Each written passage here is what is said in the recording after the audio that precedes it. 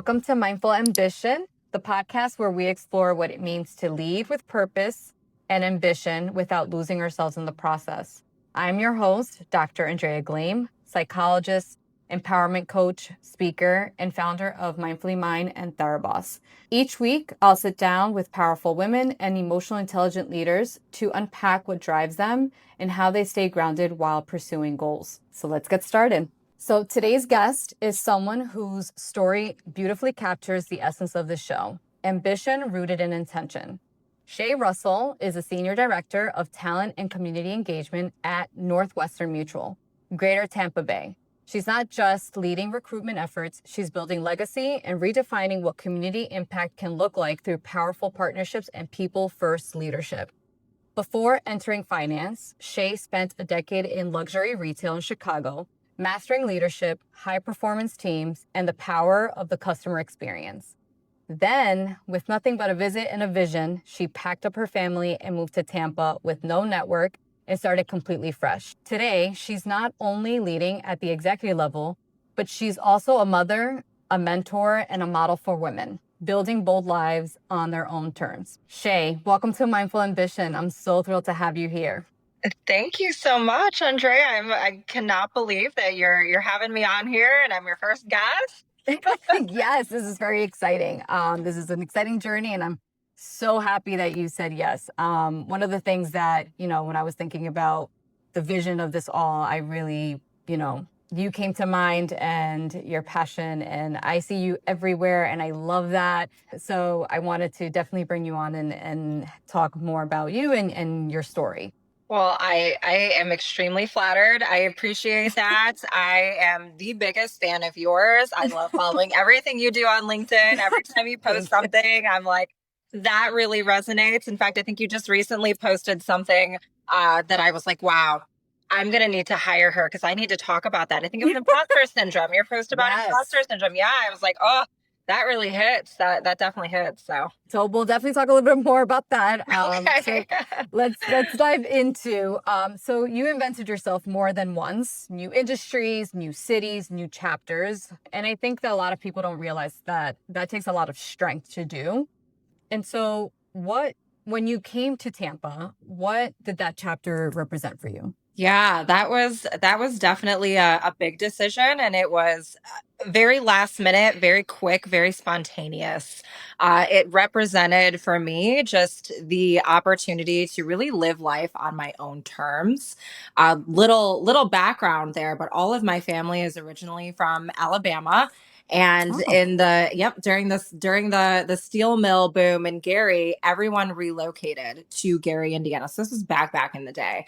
Everyone relocated there from Alabama to get work, and they made a great living and it went really well. The steel mills did close, and instead of going back to Alabama where everybody was from, they stayed in that area and continued to work in factories and work in that area. And I always wondered growing up, like, why do we live here? It's cold. There's not a lot going on. I don't get it. So coming to Tampa, it was definitely a change in a lot of different ways. And it represented, again, just the opportunity for me to not only start fresh, but it was really more about making decisions for my future, my kids' future, and really just kind of changing the trajectory of not just my life, but I think our bloodline in general. It just never made sense to me that we remained there, and my family. And I think that a lot of the professional decisions that they made, and I'll even say like the lack of growth in education and making strides professionally, I think a lot of that came from their decision to stay just in a place that they had gotten comfortable, but that wasn't really serving them. So for me, that's what Tampa really represented. It was a new opportunity to carve my own path, to do the things that I wanted to do the way that I wanted to do them. And I mean, Tampa's got an incredible business community too. So you really can't beat that. You can raise a family here. You can go out and have fun here. You can build an incredible network. There's tons of professional opportunity. I'm not trying to sell it to anyone who doesn't live here because, like the native Tampanians say that we're full, but Right. but it is amazing. So. I mean, being a fellow transplant myself, I think that it has been a very interesting adjustment. I mean, just like you, I came from New Jersey and coming here and just kind of picked up and moved. I've loved how welcoming I think Tampa has been, and I feel like that has been the same kind of experience that you are having. Yeah. So that's really nice. Make a big decision and kind of have that opportunity to be somewhere where we can thrive, Hmm. really. For our listeners who are rebuilding and starting fresh, what helped you stay grounded during that from scratch season for you? Yeah, that's a really good question, and it was a lot of faith and a lot of prayer.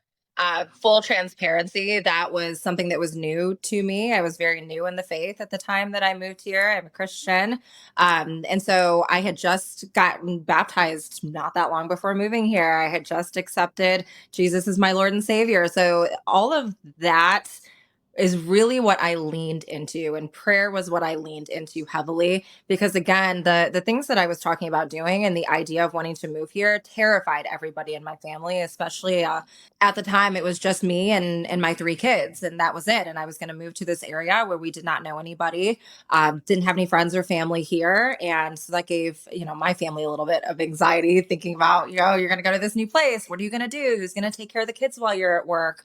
So it was a lot of prayer, and that was something that I leaned into. And then it was also just not listening to anyone else, really blocking out the noise. Because Mhm. again, it was the fears of my family and friends that were being projected onto me, but they weren't my fears. I felt good about the move. It made sense to me. It Everything was very well planned. All of the pieces seemed to be falling in line. Even when I hit a roadblock, I prayed on it, and miraculously a door would open, and there would be an opportunity where there maybe wasn't one, or I didn't see it before. So really leaning into prayer, and not listening to everyone else and their opinions, and kind of blocking out that noise. I also moved a lot in secret after a while. I quit telling people what I was doing. I came down here, and we didn't have a house yet, and I didn't have a job yet either when we moved Mm. here. And that was, again, they were both of those things were hindering me from being able to make the move. So I got an Airbnb for a couple of months, and I didn't tell anyone I was doing that. Booked the Airbnb, booked the truck to move our things all in the same day, booked a storage locker all in the same day, and then told everybody once it was done. And I said, all right, if you want to help, this is how you can help. Otherwise, this is what we're doing. This is the plan. It's already done. There's no discussion. And I think that really helped. And it was a lot of trust in myself and in my decisions. But ultimately, I knew that God was not going to bring me here and abandon me. And so I really leaned heavily into that. I love that so much because I do think that there is such a beauty in being able to believe in your faith and being able to use it to ground you. But not only that, is that you also become very transformative in that you said, I turned down the noise. So I turned down the volume of the things that were no longer serving me, but I amplified the volume on the things that were aligned with what now I wanted for my life. Yeah. And that was your faith in like leading into it and being, having trust in something that things were going to be okay, even if you didn't know exactly what the path was going to be. I love that so much. Yeah. So, with that being said, it's not a traditional path going into talking about paths, going from high end retail to financial services. So, what parallels do you find between those two worlds, and how do your people first leadership style translate? Yeah, yeah. I think that on paper they sound so different. And I was personally, I think, surprised to find the parallels that I did, especially with when I first came into Northwestern Mutual. It was the talent component and recruiting that I was heavily focused on, still am. But that was really, it was that exclusively. And so I think what I found to be the most similar was I'm working with people, and I'm essentially selling something, right? Mhm. You're always doing sales. No matter what industry you're in, you constantly are selling something, whether it is a product or yourself, an idea, a job, a new career. There's always some element of sales in that, and that has always been something that I get the most energy out of. growing up, actually, fun aside, I wanted to be an attorney. I got into Oh. school to go to Loyola downtown, and I was going to be pre-law, and I had a path carved out. And then I went to visit some friends at Indiana University, and it was, Big Ten school. There's girls on the lawn tanning and like boys playing volleyball and football. And I'm like, this is amazing. I want this experience. So I switched gears and majors. That's how I got into retail, going to school for apparel merchandising. But I was just really surprised to find those parallels. You have to be able to build trust fast. You've got to know how to read people quickly. All of those things translate really beautifully. I think the finance piece itself, while I'm not a financial advisor, when you're in that environment, you're exposed and you're learning. And so, touching on the imposter syndrome a little bit, I definitely felt that in the first year, trying to have these conversations with people about exploring this career path when I was not quite comfortable yet, even with what the career path was. I was still trying to figure out what it was that we did.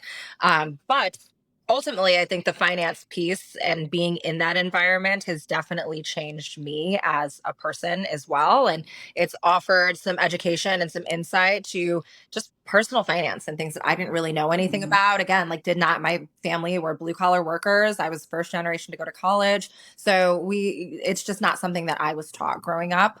So being in that environment was definitely a big switch, but there's definitely a lot of transferable skills. And I find that with people I'm talking to from other industries, because we do, where for financial advising, you can come from any industry and become a financial advisor. A lot of things carry over there. And I think that was really how I started to learn just how much skills are transferable from different industries. Just because you're in something doesn't mean that you have to be there forever, or that you don't have any value to add to a new type of career. So that was definitely what I learned in parallels there. Now, as far as people first leadership and how that translated, I really found that to benefit in the conversations I was having with potential candidates, because I really value learning about people, understanding not where they're at right now, but I really get a lot of joy in hearing people's story. I want to know how you got to be where you are right now. What Mhm. happened? What made that shift? Was it intentional? Are you on the path that you thought you were going to be on? And if you're not, is there still a little piece of you that's holding on to hope that you'll get back to that? Things like that it's always been really interesting to me. I think I've always done that with friends, relationships, family. I always want to know what makes people tick. And I'm like, yes, but how did we get to this place? How did we, okay, I know Right. this is what you are right now, but like, what's the story behind that? How did you get there? So that's always been really fascinating to me. I'm sure that resonates with you. That resonates with me so much. You don't even know. Maybe I missed my calling, and I I was should have just been gonna in say, do you want to be therapy. a psychologist instead? Yeah. I probably missed my calling on that, but that is definitely something that I have found to translate those people skills. That's something that never goes away. I Mhm. also really hold on to something that I was told actually in one of my first jobs in retail.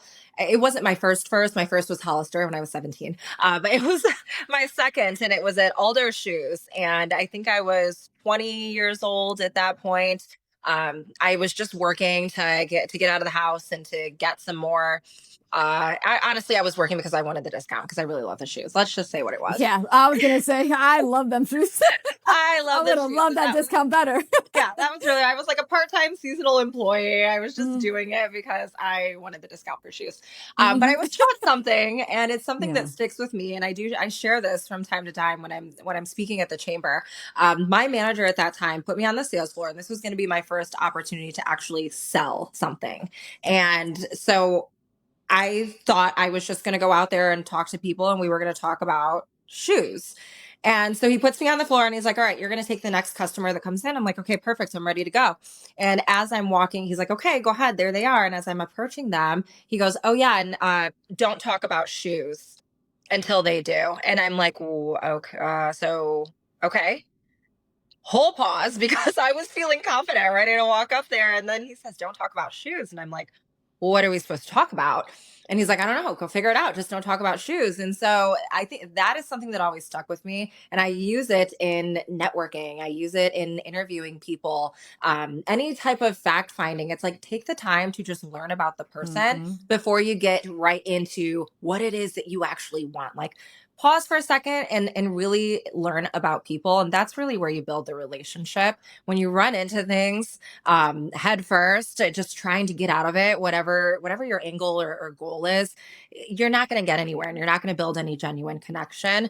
Take that, put it aside, and just take the time to get to know people, and you might end up finding out that there's actually more connection there, and that there's more possibility and opportunity for something that is mutually beneficial. You would have never known that if you had just dove in and went shoes first, I guess. So Wow. that's a little thing I keep with me. Don't talk about shoes. That's interesting. I mean, it's true because I mean, I feel like from a consumer perspective, I appreciate when people actually know like what I need versus like Yeah. trying to sell me their agenda. Eventually, maybe they do sell me their agenda, but I Yeah. want to feel like you care about me as a person, Yes, yes, and yes. I'm not just another customer.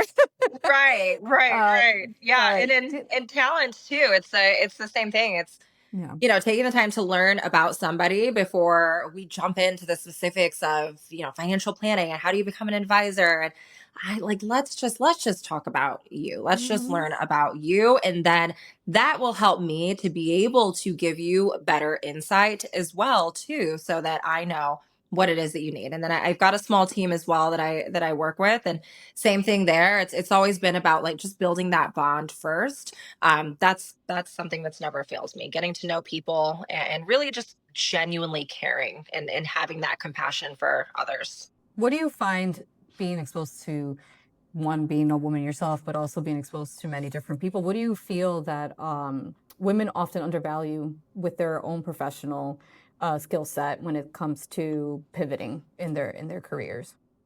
Yeah, I think there is a lot of, and I don't want to call it misconception because I think there's a lot of truth in it. But I think that a lot of times women come into a professional career and we almost feel like we need to compete with the men and we need to act like Mm. the men. That has always not really resonated with me. And I do come from, yes, I come from luxury retail. The last store that I managed before coming to Northwestern Mutual was Suit Supply. So it's a man's world. Yeah, it is. And I would say that is probably, and I did dabble in some suiting and some of the other companies I worked for in the past, but it wasn't their bread and butter. And the majority of my clients in the past for the stores that I managed in Chicago were mostly women. But something about working at Suit Supply really helped me to realize that you don't have to, as women, we don't need to match the men to be successful. That we bring something special to the table that the men they don't bring. And that's okay. By the way, that's totally fine. And that is our power. So it's not, we don't Mm-hmm. have to fully abandon our motherly instincts, our just, our feminine energy or the things that make us a woman. We don't have to just abandon those and act like the boys. It's not necessary.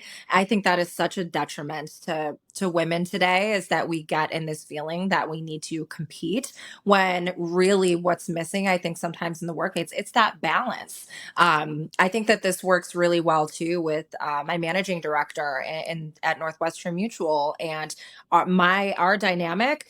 I think it works really well because he is very logical thinking, very straight to the facts.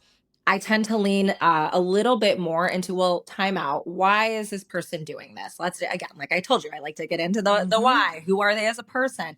It creates a really good balance so that we're able to really work together when we're thinking about coaching some of our advisors, that we're able to work together and think about how to move forward. Like that is really the one thing I think that I see. And also, I know there is too some maybe a little controversial about, having kids and acting like a mother and that being a topic in the workplace. My personal opinion, I have always shared that I'm a mother. I was a single mother for a really long time. My kids come first. My work does not come before my kids. That's never going to be the case. And it's something that I'm always honest about. And I also am honest up front, like, hey, there's going to be times where I need to go do a pickup. I've got today, right now, I have a kid in the other room sleeping who was Mhm. at school all day. And then I get a call that he's not feeling well, needs to come home. We had to go to the doctor. All of this before sitting down with you. I had a totally different day plan for myself today. Talk about pivoting. Yeah, let's talk about pivoting. Here we are. So I think that just transparency there. And also, my managing director knows that I will hop on the laptop at 6 p.m., 7 p.m. He knows that I might go home, make dinner at 2 o'clock in the afternoon, pick up the kids, drop everybody off at home, and then still go to an event after work. So it's that flexibility, and I think it's really important to talk about that with your leaders, your leadership team. I oftentimes think that that can be people will be more receptive to that than I think sometimes we as women Mhm. think. And we almost get this narrative in our heads like we can't have these conversations or we have to kind of like stifle this idea that we're a mom with a family. And I think that there's a lot of value in just having those conversations up front. We're all human. Absolutely. And I mean, I think that also comes into play when we're talking about the culture of where we want to work in, right? And Yeah. like pivoting, sometimes what worked for you in one season of your life no longer works for you in another season, and being able to pivot to what your priorities are now, and being able to also like set boundaries with your employer and just things around you to be able to execute and live a life that's aligned with your goals in your personal life and your professional life. And they don't have to necessarily look different, Yeah. in that sense, you know what I mean? Yeah, yeah, and make a checklist. When I was thinking about Hmm. a career change, I wasn't looking for a career change. It definitely found me. I was not looking for it. But ironically, or maybe not ironically, maybe it's all a matter of faith, but I had mentally started thinking about my retail career and I'd done a lot of things and I'd run a lot of very successful stores. And at that point, I was like, okay, I'm probably way overdue for the next step in my career. Why am I not doing it? Why am I not pushing for that? It's not even, it doesn't even feel like something I want. Why is that? For me, I realized it was because it would take more for me to get to the next level in retail than I was willing to give up. It would take travel. It would take moving to New York, which I did not want to do, moving to Texas, which I did not want to do. So I had to start making a mental checklist. Okay, if I were going to walk away from this career path, what elements would my next role need to have? And for me, you have to figure out what are the most important things. Culture was a really big thing for me. As a store manager, you get the opportunity to you create the culture in your store. And so I always Hmm. knew going to work, I was going to have a great time, that we were going to be in a good environment. It was going to be positive. Everyone was going to be working hard, working towards a common goal, supportive, high expectations. I already knew what my culture in the store was going to look like. But when I thought about going into like maybe a corporate environment, I was a little concerned because I wanted to make sure that it was going to be an environment that I was not going to be bringing a bunch of emotional head junk home with me. And I also was aware that I probably wasn't going to be the sole dictator of what that looked like. So that was a big thing on my checklist. And it just so happens that when I met my managing director at Suit Supply, and he asked me to come have these conversations, that was the first thing that attracted me there was, again, the culture. So having a checklist, even if it's just a mental one, just thinking through, hey, what elements would it have to have? I found that as soon as I created that mental checklist, boom, in walks, the managing director, and he's like, hey, come have this conversation with me. And now here we are. So That's amazing. Well, talking about corporate settings, what's one misconception people have about leadership that you would like to rewrite? yeah, one misconception about leadership that I would like to rewrite. Your leaders don't know everything. Mm. That is why they hired you. They don't know it all. Getting into corporate, that was a little bit different for me because I think in the retail environment, it's a little bit different. As the store manager, I did know it all. I knew everything. I knew how to do everything. I knew everything about every product. There was no in and out of that business that I did not know. What I'm finding when you get into corporate is that the best leaders know not every single piece and every single detail about the entire business, but they know how to pull in the right people who do. And so it's about a team environment. And so coming in for me to Northwestern Mutual, my expectation was that everybody else knew recruiting and how to build a team and what to look for. And I was the only one who didn't know. And so I leaned heavily into others and looking back, it's laughable. Some of the, some of the advice that I got that now I know is just so far off base, but it was Hmm. probably 2 years before I looked back and realized you guys didn't know what I thought you knew. Yeah. But and that is why and that's why they hire you. And it might even be, again, it was a situation for me where I didn't know everything either, but they hired me because it was my responsibility to know and to learn and to figure it out and then to really own that piece. So that was, I mean, for me, that was definitely a big thing, was understanding that the leaders didn't know everything. They weren't going to have every answer, and that my input was not only important, it was expected. So, And it matters. I and mean, it mattered. I think that sometimes we go into rooms and we kind of keep quiet and we let everybody else kind of talk and give their opinions. But like one of the things that you mentioned before and that I love about your leadership style is that I want to know the person at a global perspective. Like I want to know all things that make you you. I want to know why you're doing certain things. And so I find that to be very helpful going into different conversations, different rooms, being able to read the room, also being able to Yeah. understand and say I have a voice because my opinion matters and what I have to say matters, and it might actually change the direction of this conversation Right. even. So I love that advice.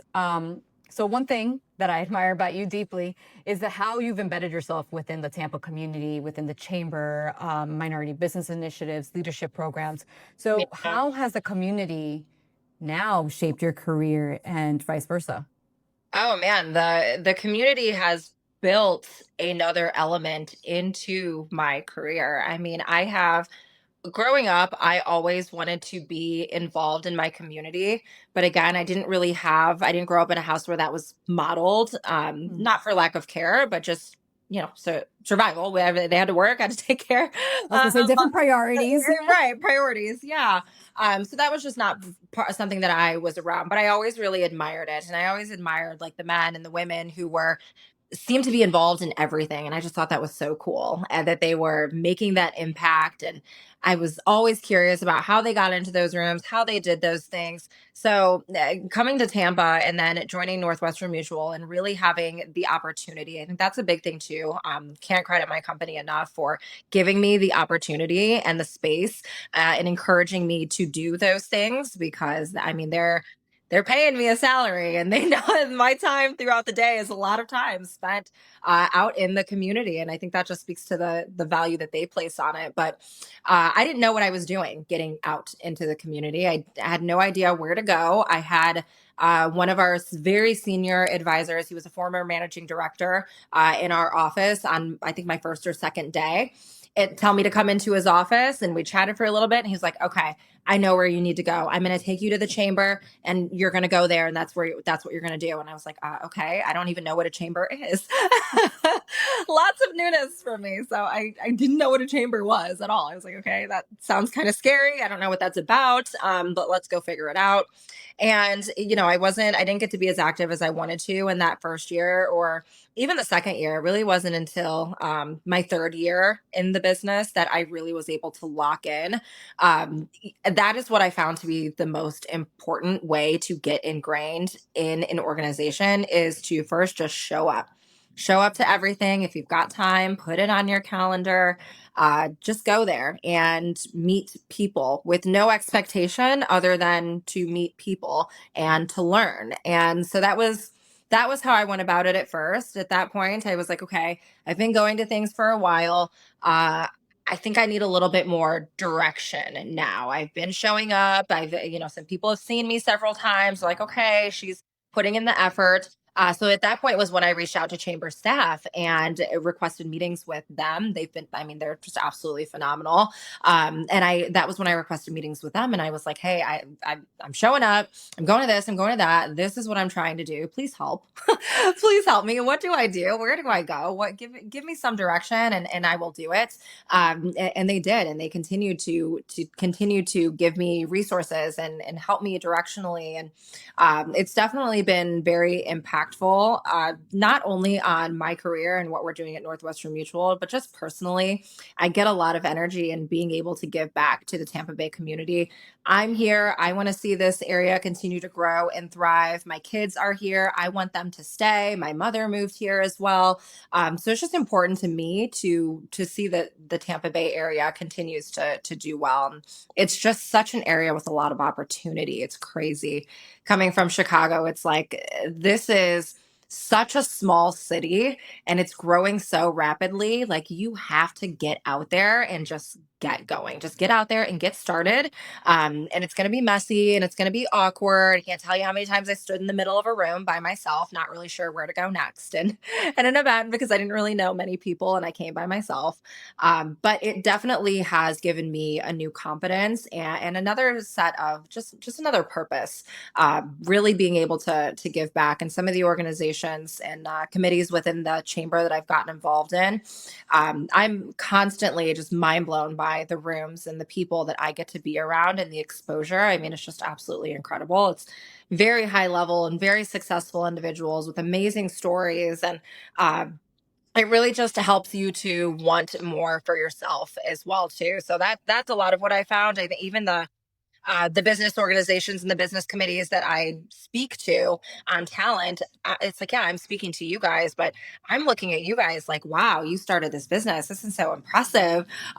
Tell me, like, I want to learn about that. I want to start a business now too. Going to the chamber will definitely make you want to become a business owner if you're not one already. That is for sure. It will give you the itch to start a business. So. Yes. I mean, I will say that, you know what, though, I do have to say, the Tampa Bay Chamber has been very great Yeah. for just like connections. And for me, like you just, similar to you coming in, I had my practice. I didn't really know anybody. And it's like, well, you don't know anybody and nobody knows you unless you integrate yourself into Yeah. community and to really put your face out there and getting to know people. And they have been, really helpful in making those connections with people. I mean, we've made our connections. So, I know.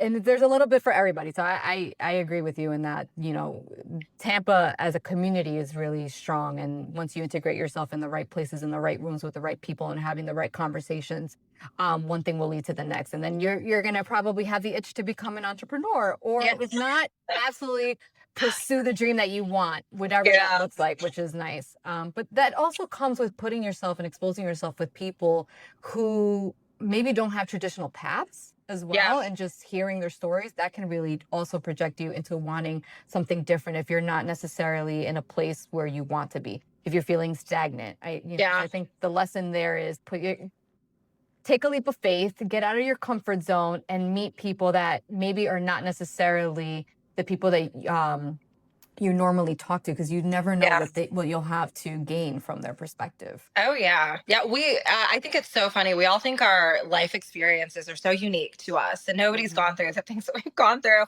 And I'm even still, yeah, I still am shocked. I think honestly, social media has opened my eyes to a lot of that sometimes too. If you're ever scrolling and you see a meme or a video and you're like, oh my gosh, no way. There's no way that you have had that exact same experience. I feel called out sometimes. I mean, you do feel called out. You feel seen, and Yeah. it's moments like that. And in the chamber too, it's the same thing. It's like you think everybody's experience is so unique. Or for me, it's like, again, going back to the imposter syndrome. I always think that everybody knows more than I do. I don't know if that will ever change about me, but I always think no matter what the topic is, that everybody else knows more about it than me. So it's always interesting for me to go into the chamber and I'm talking about things that I'm like, they're already going to know this. And then there's questions and I'm like, oh my gosh, you have questions? Oh my gosh, I'm bringing value. This is something you don't know. And it's validating for me. I love that I get to give back to the community, but it also brings a lot of self-validation for me. That's, I do know more and I give myself a little bit more credit maybe. Mhm. So. I love that. So for women who are listening and who feel isolated or unsure if they fit, what would you tell them? Like, what advice would you give them? Yeah. Start showing up and start saying yes. I went Mm, through, if yes. you've ever seen that movie Yes Man, I haven't seen it in ages, but I always reference that movie because I went through a time period of doing that. I was complaining to my partner regularly about not feeling like I had a social circle or feeling like I was having a hard time making genuine friends and real connections. And he was like, "Well, that's because you never go to anything. And then when you do say you're going to go to something, you cancel." I was Fall down.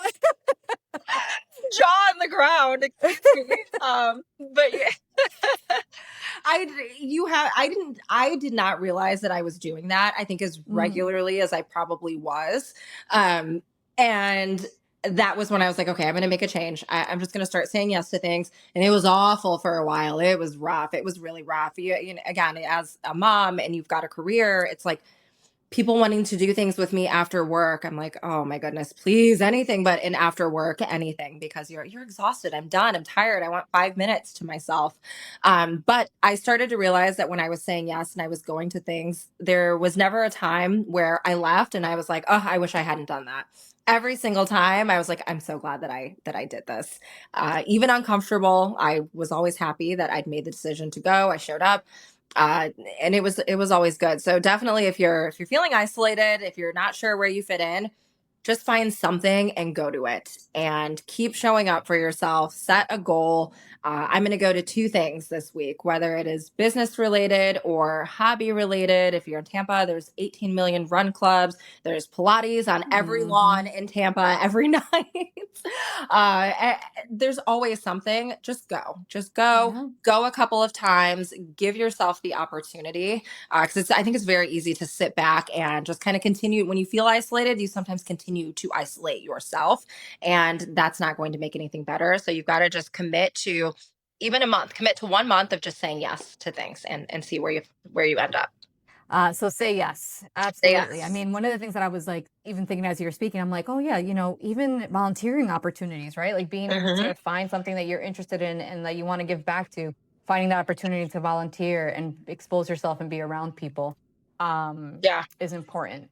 So ambitious women often struggle with balancing the drive and self-preservation. How do you personally avoid slipping into burnout while still thriving and going towards your goals? Yeah, I think that's the hardest part for me, honestly, is trying to prevent burnout and avoiding it, because I tend to go into denial about being in burnout. Mhm. I'm fine, everything's good. It was just a bad moment in the day. I sometimes am positive to a fault, or I'll continue to just no, I'm just being negative. Let me just push through. Everything's gonna be fine. And sometimes you need to pause and you got to take the break, and I have just started sometimes planning that time into my week. I'll look at the week ahead and I'll kind of evaluate my schedule. Okay, I've got a number of candidate meetings this day, and then I've got something in the evening, and I know that I'm going to be running around all day. And then the next day we've got this all day team meeting, and I know that's going to drain me too. So try to plan in a time. When am I going to take the time for myself, and what is it going to be? Even something as simple as a bubble bath is something as simple Oh, as I going love in bubble my baths. room. Yes, yeah, going in my room and just shutting the door, and Hmm. it's mommy needs mommy time. And that means for my partner as well too. Mommy needs mommy time. I need everybody to just Everybody, exit the premises. Thank create a you. little I need distance, create a little distance, give me space. this is my bubble. Do not enter. Yeah, yeah. Mommy needs 30 minutes. Yeah. It's those little things, I think, honestly, but it is definitely still something that I struggle with. Ambition is not sustainable if it's not intentional. It's great to chase Mm, these big goals, but not at the expense of your peace. And it's corny. You hear it all the time. You can't pour from an empty cup. You really can't. It's so true. mm, You've got to stop, you've got to pause, you've got to take the time. Otherwise, the goals and the things that you're going after, it starts to feel destructive and less productive. So I really, really am I'm trying to get better at that. It's also the small wins too. So maybe it's in the middle of the day. I don't typically go out and buy a coffee. I do like most of the making of my coffee at home. Sometimes it's just like, I'm going to go get myself a sweet treat in the middle of the day. And it's just something as simple as that. And it's also allowing yourself to find the joy in those small things Mm. and really like just relishing in that moment. Put the phone on do not disturb and like eat that piece of pie by yourself and enjoy it. It doesn't always have to be a big Such whole joy. it really, yeah, it doesn't have to be a really big whole thing. I think when you Right. have a goal, it's like you start to become unsatisfied with just even with small things because you're so focused on that bigger goal that other things don't matter. So finding the joy in those little moments, I think, is really important too. And just showing up for others. I also try to. This was actually something that was recommended to me by my managing director when I'm starting to feel burnt out, stressed out, annoyed. He was like, why don't you try doing something nice for somebody else and see how that makes you feel? And I was like, oh, okay, Oh, we'll do that. And that works too. I think I really love doing that as well. Just one small little thing. Maybe it's even just a quick phone call to a friend I haven't checked on in a while. Something little just to find a little bit of joy in all of the chaos, I think is really important. And then schedule some time. When you look at your schedule some time for some rest. I mean, I think the biggest message from that is being intentional, like having that intentional time that you're looking at your schedule, figuring out where are the small breaks, maybe where are the bigger breaks, and really just finding that time for yourself to be able to recharge. And one of the things I always tell people is you don't let your phone go to 20% when it's nice and red and it's telling you that we're about to die, right? So you don't let yourself get to that point either. So And true. you sometimes need to, when you're getting ready to go out, you're like, oh, let me plug it in for a really quick second, right? So you plug Yeah. your phone in quickly, you get to a little bit of the green. Well, that's the same thing as having these like little micro things throughout your day, is Yeah. being able to like recharge yourself so you can continue with with the chaos Yep. of the day. Yeah. And the Yeah. chaos that we Exactly. can't avoid is just going to happen. Yeah. Yeah. I also love like a 5 minute nap. And I know this sounds so silly, but if I take a nap, first of all, I don't have time for a nap. That's like an hour. If I do on the weekend, if I do find time or make time to take a nap, when I wake up, I'm groggy. Like I can't take a nap and then feel energized and ready to go. That's just not me. But I have found that if I even just close my eyes for 5 minutes and just 5 minutes of eyes closed, decompress, I will feel brand new after that. I swear, try it. I don't know why it works. I'm sure there's some science behind that, but maybe it's just It's like a little overstimulation. meditative state. It's like I'm Yeah, just laying yeah, meditative. I'm in the present moment. yeah. Nothing else matters. Okay, now I can go Now I can and go. do everything else. Yeah, yeah. So I do love that too. I love a little quick nap. Now we're going to transition a little bit into our quick fire questions. Okay. So this is like our mindful ambitious signature wrap up. And so I'm going to ask you a few questions. These are the deep truths. So say what comes to mind first. All right, Ready? let's do it. Yeah. All right. So what is a value that you lead with? Faith, God first and everything. Love that. A leadership lesson you had to learn the hard way. Let people grow and give them space to do that. Okay. Yeah. A quote or mantra you return to often. Don't talk about shoes. I love that. And what does ambition with intention mean to you? That is chasing purpose and not pressure.